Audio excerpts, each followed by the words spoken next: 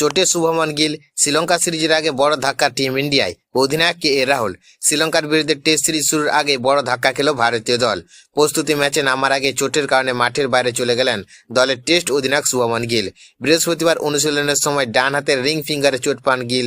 সেই কারণে কলম্বোতে শ্রীলঙ্কার ক্রিকেট একাদশের বিরুদ্ধে প্রস্তুতি ম্যাচের প্রথম দিনে ভারতীয় একাদশে দেখা যায়নি তাকে। গিল না থাকে ভারতকে নেতৃত্ব দিতে হয়েছে সহ অধিনায়ক কে রাহুলকে।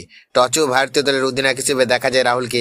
এই ঘটনা সামনে আসতে ক্রিকেট প্রেমীদের মধ্যে শুরু হয়েছে জোর আলোচনা, কারণ আগামী 15 আগস্ট গলে শুরু হবে ভারত ও শ্রীলঙ্কার প্রথম টেস্ট। তার আগে গিলের চোট কতটা গুরুতর সেটা এখন সবচেয়ে বড় প্রশ্ন। ভারতের জন্য পরিস্থিতি আরো কঠিন হয়েছে, কারণ তারকা পেসার জাসপ্রীত বুমরা ইতিমধ্যে শ্রীলঙ্কার 2 টেস্ট সিরিজ থেকে ছিটকে গেছেন। হাঁটুর চোটের কারণে ফিটনেস পরীক্ষায় উত্তীর্ণ হতে পারেননি তিনি। তার পরিবর্তে দলে জায়গা পেয়েছেন আকিব নবী। তবে শুভমন গিলের চোট নিয়ে এখনো আতঙ্কিত হওয়ার মতো কোনো নিশ্চিত খবর নেই।